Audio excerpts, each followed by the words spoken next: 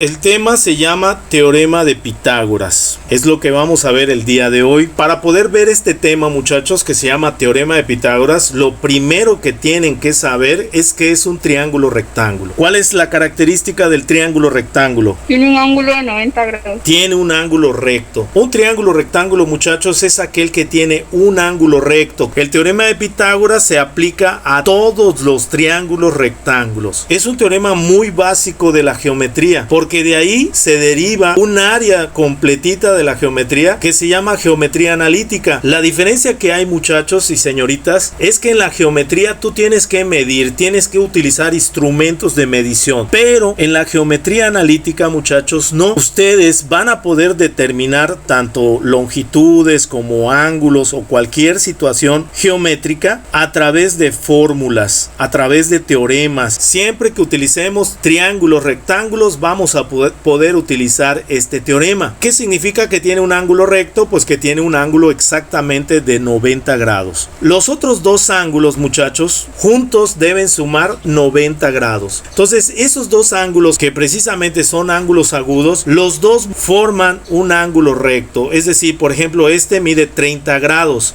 Si nos vamos al otro ángulo, nos damos cuenta que vale 60 grados. 60 y 30 nos da 90 grados. Ya que identificamos los ángulos, que es lo más importante para saber que es un triángulo rectángulo, que tiene un ángulo recto y dos ángulos agudos, tenemos que conocer cómo se llaman los lados de un triángulo rectángulo. Por ahí su compañera ya nos los había dicho. Un triángulo rectángulo, jóvenes, tiene dos catetos, que son los lados que forman el ángulo recto, y una hipotenusa, que precisamente es el lado opuesto al ángulo recto. Podemos ver que aquí tenemos el lado A y el lado B, que estos dos lados, muchachos, son catetos del triángulo rectángulo, y el lado C, que es el lado opuesto al ángulo recto, es lo que nosotros conocemos como la hipotenusa de ese triángulo. Y otra cosa aquí bien importante, el lado C, que es la hipotenusa del triángulo rectángulo, siempre va a ser el lado más grande del triángulo. Es decir, un cateto no puede ser más grande que la hipotenusa, no, porque no se podría formar el triángulo. Entre los catetos sí puede haber uno más grande, uno más pequeño, o pueden ser iguales los dos catetos, pero lo que sí nunca debe suceder es que uno de los catetos sea más grande que la hipotenusa, porque no se podría formar el triángulo rectángulo. Ya que conocemos al triángulo rectángulo, sus lados, cómo se nombra, que sabemos qué son los catetos y qué es la hipotenusa, ya sabemos que en este caso C es la hipotenusa del triángulo, A y B son los catetos. Ya que sabemos esto, jóvenes, vamos a ir directo a lo que es el teorema de Pitágoras. Hay algo acá, muchachos y señoritas, que ustedes también tienen que saber para poder abordar este tema, que es una potencia cuadrada y que es una raíz cuadrada. Porque el teorema de Pitágoras dice así: todo triángulo rectángulo, la suma de los cuadrados de los catetos es igual al cuadrado de la hipotenusa. Eso es lo que dice el teorema de Pitágoras. ¿Qué significa que la suma de los cuadrados de los catetos es igual al cuadrado de la hipotenusa? Si ya sabemos que la hipotenusa es C y que los catetos son A y B, pues entonces la fórmula quedaría de esta manera. Quedaría como C cuadrada, que es la hipotenusa, es igual a A cuadrada más B cuadrada, entendiendo que A y B son los catetos del triángulo. Y entonces podemos decir que C cuadrada, o sea, el cuadrado de la hipotenusa,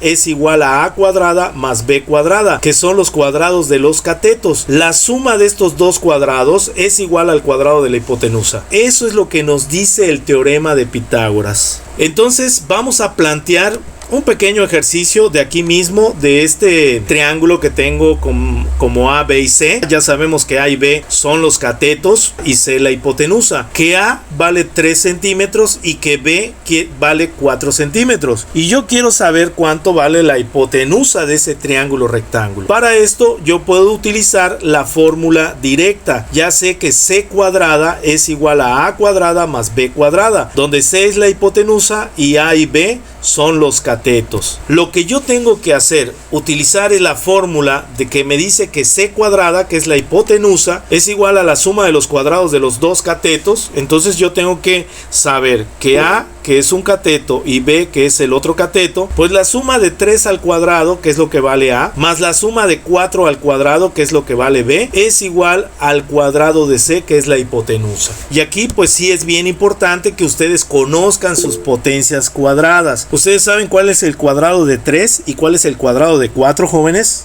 El cuadrado de 3 es 9 y el cuadrado de 4 es 16. Exactamente. El cuadrado de 3 es 9 y el cuadrado de 4 es 16. Nuestra fórmula quedaría de esta manera: C cuadrada, que es la hipotenusa al cuadrado, es igual a 9, que es el cuadrado de 3, más 16, que es el cuadrado de 4. Aquí ya elevamos las potencias cuadradas tanto de 3 como de 4. Pero dice allá que la suma de estos dos cuadrados equivale al cuadrado de la hipotenusa. Entonces, ¿qué pasa si sumamos 9 y 16? Lo que obtenemos es 25. Eso significa, jóvenes, que el cuadrado de la hipotenusa equivale a 25. Eso no es el valor de la hipotenusa, es el valor del cuadrado de la hipotenusa. ¿Qué tenemos que hacer para saber cuánto vale la hipotenusa? Simplemente pasar la potencia cuadrada. Aquí vamos a despejar el valor C. Como la única operación que hay en el valor C es esta potencia cuadrada, pues lo pasamos del otro lado con su operación inversa. ¿Se acuerdan cuál es la operación inversa a la potencia cuadrada, muchachos?